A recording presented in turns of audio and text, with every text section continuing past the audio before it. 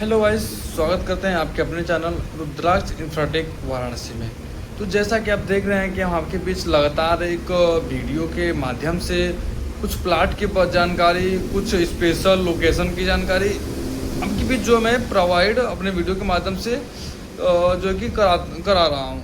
ये सब चीज़ें आप तक पहुँचाना ही मेरा मेन उद्देश्य है, ताकि आप एक अच्छा लोकेशन ले सकें, एक अच्छी जानकारी ले सकें, एक अच्छे जो है कि बड़े बड़े लोकेशन के बारे में जान सके, ताकि आप अपने फ्यूचर में कोई भी एक अच्छा प्लाट ले सके। ये चीज़ होता है मेरे वीडियो का जो है बनाने का उद्देश्य।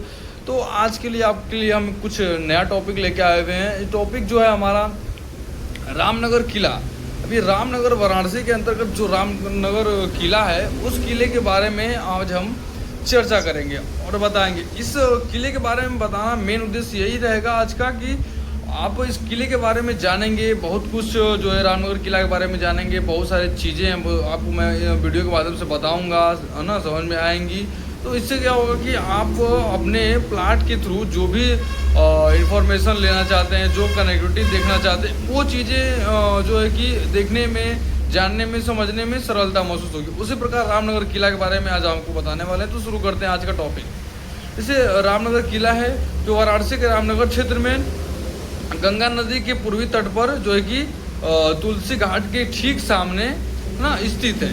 ये जो किला है ये वाराणसी के रामनगर क्षेत्र में गंगा नदी के पूर्वी तट पर, ठीक है, गंगा नदी के पूर्वी तट पर जो है कि तुलसी घाट के ठीक सामने स्थित है। अब जैसे ही आप गंगा नदी के पूर्वी तट की ओर ओवरब्रिज से नीचे को उतरते हैं, तो आपको अपने जो है कि दाहिने साइड, लेफ्ट साइड की, राइट साइड की तरफ, जब आप उधर से उतरते हैं तब लेफ्ट साइड, राइट साइड की तरफ आपको ये देखने के लिए मिलता है रामनगर किला, जो बहुत ही बड़ा है, भव्य है, अच्छा है, और ना, और प्राचीन है। ये चीज़ें हैं किला के बारे में, ये चीज़ें हैं। और कुछ चीज़ें हैं, ये 18वीं शताब्दी में काशी नरेश बलवंत सिंह द्वारा 1750 ईस्वी के, है ना, आसपास बनवाया गया था। ये काशी नरेश के जो बलवंत सिंह है, बहुत माने जाने विख्यात महापुरुष हैं, ठीक है। तो इन्होंने 1750 ईस्वी के आसपास इस किले का जो है निर्माण किया था, इनके द्वारा ही इसको बनवाया गया था। ये चीज़ें हैं।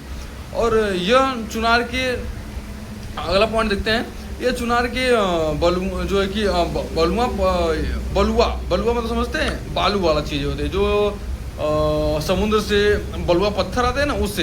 तो यह चुनार के बलुआ पत्थर से बना एक भव्य ऐतिहासिक धरोहर है। ऐतिहासिक धरोहर मत समझिएगा, ऐतिहासिक धरोहर का मतलब होता है प्राचीन, बहुत ही पुराना। इतिहास में उनका मतलब होता है कि अब इसके बाद दूसरी चीज़ आएंगी, लेकिन इसका जगह कोई नहीं ले पाएगा। ये चीज़ होती है ऐतिहासिक का मतलब। तो ये धरोहर है ना, ये उनका जो है कि मेन पार्ट है, उनके लाइफ का मेन पार्ट है। ये चीज़ें होते हैं उनका, ये बहुत ही तन मन से बनाया गया, इनके द्वारा यहाँ पे स्थित किया गया। ये सब चीज़ें हैं ना, उनमें इनका बहुत ही बड़ा योगदान है। ये सब चीज़ें होती हैं धरोहर, ठीक है। तो ये ऐतिहासिक धरोहर बलुआ पत्थर का बना हुआ है। बलुआ पत्थर समझ सकते हैं। आजकल बलुआ पत्थर देख रहे हैं कि आजकल लोग उसको मैनेज नहीं कर पा रहे हैं, लेकिन उस टाइम भी ये बलुआ पत्थर से बनाया गया है, ठीक है। जो है कि बनाया गया है, जो भारतीय, ठीक है, जो भारतीय कला, संस्कृति और परंपराओं का जो कि जीवंत प्रतीक है, ठीक है। जीवंत प्रतीक का मतलब समझिएगा, ये परंपराओं, अब जानते हैं भारत हमारा एक सांस्कृतिक और एक धार्मिक देश है। उसके बीच ही ये जो है उसी बीच ये सांस्कृतिक और परंपराओं का जो है, ये जो है कि जीवंत प्रतीक है ना, ये जीवंत प्रतीक है उसका, ठीक है। और नेक्स्ट पॉइंट है कि इस किले का जो है कि इस किले का मुख्य आकर्षण जो है इसका संग्रहालय, जिसमें राजसीय वस्त्र, शाही पालकी, हथियार, दुर्लभ घड़ियां, प्राचीन शाही दस्तावेज और ऐतिहासिक वस्तुओं का अनमोल संग्रह है।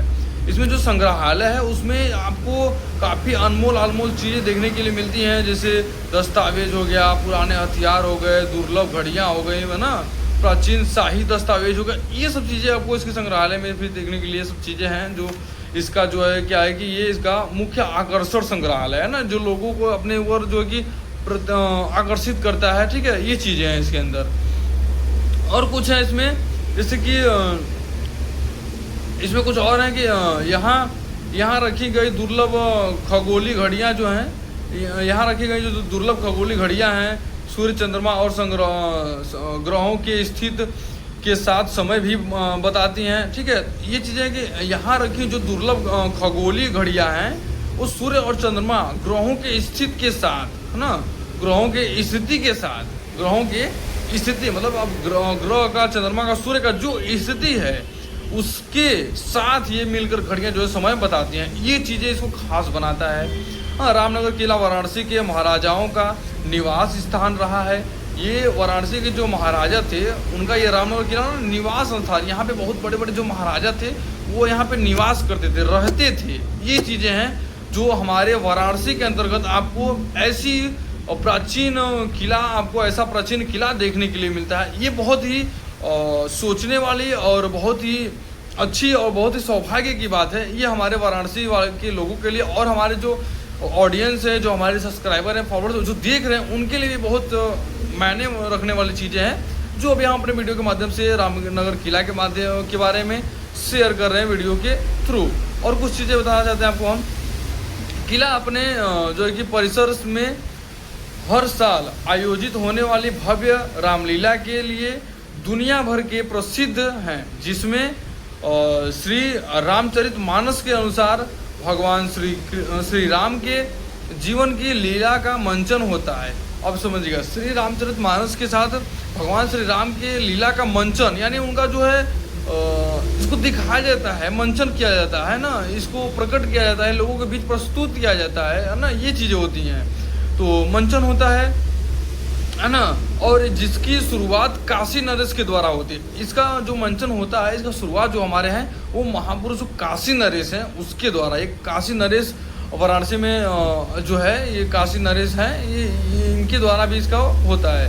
रामनगर किले में शिव मंदिर और जो है कि व्यास गुफा भी स्थित है। अब रामनगर किला इतना भव्य किला है, इतना प्राचीन किला है कि इसके अंदर आपको जो आप कल्पना नहीं करेंगे वो चीज़ें देखने के लिए मिलती है। उसी प्रकार रामनगर किले में शिव मंदिर और जो है कि व्यास गुफा भी स्थित है, ये चीज़ें हैं। और इसमें कि दशहरे के समय यहाँ विशेष जो है कि रौनक होती है। दशहरा आप समझ रहे हैं, जब दशहरा का मेला लगता है तो यहाँ पे विशेष रौनक होती है, क्योंकि ये प्राचीन चीज़ें हैं ना, तो यहाँ पे इन सभी चीज़ों का बहुत ही बड़ा इसमें रोल होता है। यहाँ पे लोग दूर दूर से आते हैं, बहुत सारे भव्य जो है कि यहाँ पे जुलूस होते हैं, लोग पर्यटक लोग आते हैं, दर्शन करते हैं, देखते हैं, नज़ारा देखते हैं। सब चीज़ें हैं जो बहुत ही वाराणसी को ऊपर तक ले जाने में इनका बहुत ही बड़ा योगदान है, ये चीज़ें हैं। ठीक है, और ये होने के बाद तथा जो है यहाँ पे रामनगर किले के शिव मंदिर और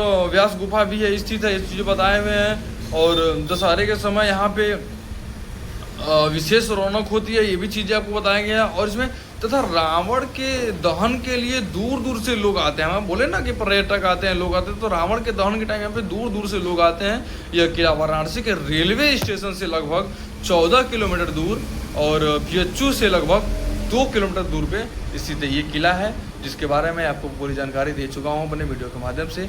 और अभी अगर आपको कुछ प्लॉट के बारे में जानकारी चाहिए, कोई और जानकारी चाहिए, तो आप हमारे दिए गए कॉन्टैक्ट नंबर पर कॉन्टैक्ट कर सकते हैं।